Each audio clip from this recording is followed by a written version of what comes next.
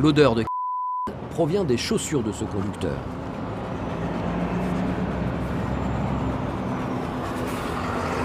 Il y a quelque chose ou pas? Il y a eu quelque chose? Il y a eu quelque chose. Donc vous consommez alors? Moi, je consomme. Ouais, mais vous nous avez dit que vous ne fumiez pas, monsieur. Donc, qui a menti une fois peut rementir. On va regarder la chaussette. Ouais. Je vous avoue. Bah voilà alors. Bien au chaud dans sa chaussette, une boulette de Ah ouais, monsieur, vous êtes joueur. On va peser. Le jeune conducteur finit par avouer consommer régulièrement. Il va être soumis à un test pour confirmer ses dires. Quelques jours plus tard, le chauffeur alcoolisé est auditionné par Fabrice.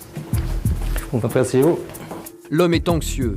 Il attend avec fébrilité la peine décidée par le juge. Et comme l'avait prédit Fabrice, la justice a été relativement clémente avec ce chauffard alcoolisé. Donc le monsieur Noyon, qui est substitut du procureur de la République d'Évreux, vous condamne à une composition pénale à une amende de 250 euros à verser dans le mois.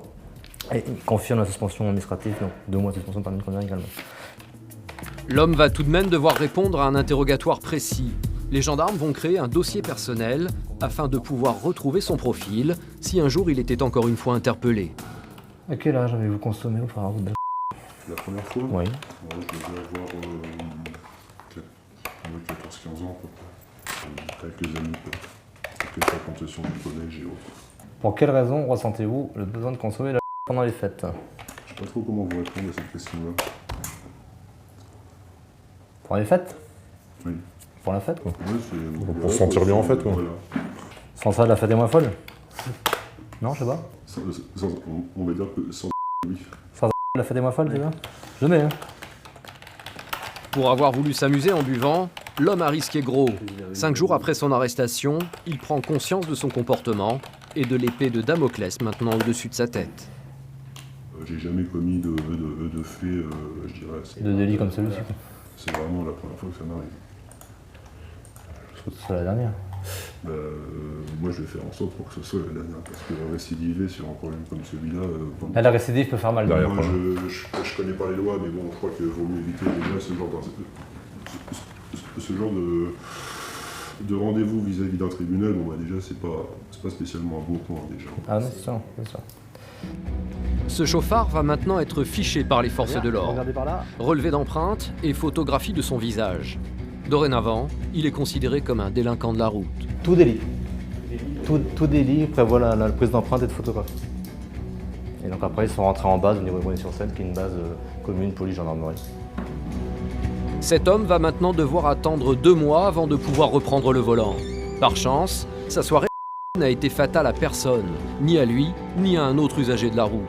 Et son passage par la gendarmerie a eu valeur d'électrochoc. Franchement, ça fait drôle de se retrouver dans un commissariat pour ce genre de délit, quoi. Mais bon, ça va pas renouveler. De préférence. C'est bien, c'est une bonne leçon.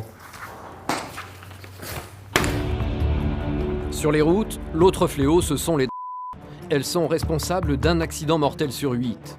Alors régulièrement, les gendarmes organisent des contrôles de dépistage aux abords des péages. Et pour trouver cette ils possèdent une arme infaillible, les chiens de la brigade cynophile. Monsieur, bonjour, Jean-Marc Sénal, posez la route. Présentez le papier du véhicule et votre permis de conduire, s'il vous plaît. Êtes-vous consommateur de produits, monsieur? Ah non. Pas du tout, il n'y en a pas à bord du véhicule donc. Ah non. Très bien, je vais vous laisser dans l'équipe du maître chien.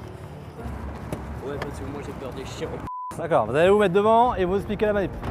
Le jeune homme est angoissé à l'idée d'être fouillé par un berger allemand.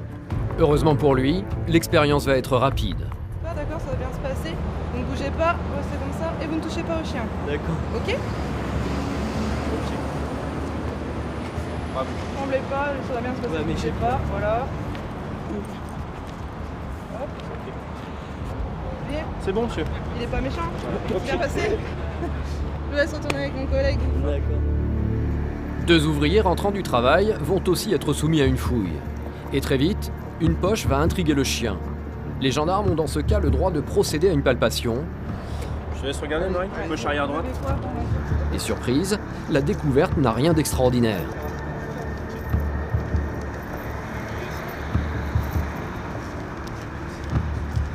Je recherche aussi les billets Reconnaître l'odeur des billets, c'est aussi l'une des capacités des chiens de la brigade canine. Car dans les trafics de l'argent est central. Les sont souvent porteurs de liasses de billets, recettes de leur vente. Et l'autre spécialité de ces trafiquants, ce sont leurs cachettes. Et dans cette catégorie, les gendarmes viennent de découvrir un cas intéressant. L'odeur de provient des chaussures de ce conducteur.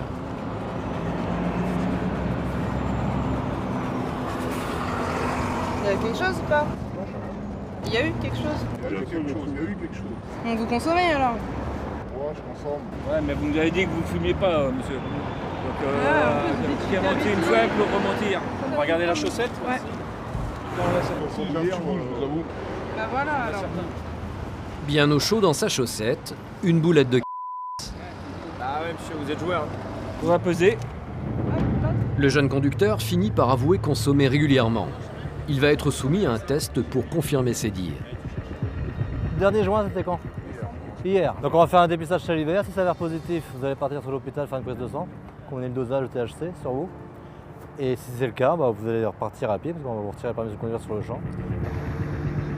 L'interpellé est conduit dans une annexe de la gendarmerie située près du péage. Sa boulette de est pesée 3,41 g, soit une quinzaine de joints. Et sans surprise, son dépistage est positif. Il vient de perdre son permis de conduire. Sur l'aire d'autoroute, les contrôles continuent. Cette bande de copains trentenaires assure ne pas consommer de Y a-t-il des consommateurs parmi vous? Non.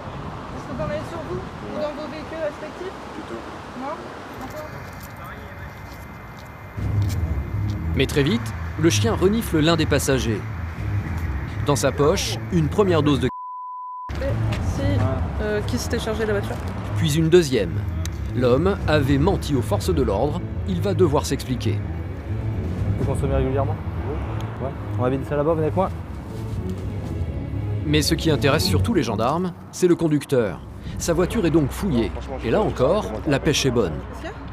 Viens. N'importe. Il y a une boulette par terre juste au pied de la pochette. C'est bien, Momo. Conducteur, c'est sur le passager, quoi? Le propriétaire du véhicule affirme ne pas savoir d'où vient cette. Il prétend que d'autres personnes auraient oublié le dans sa voiture.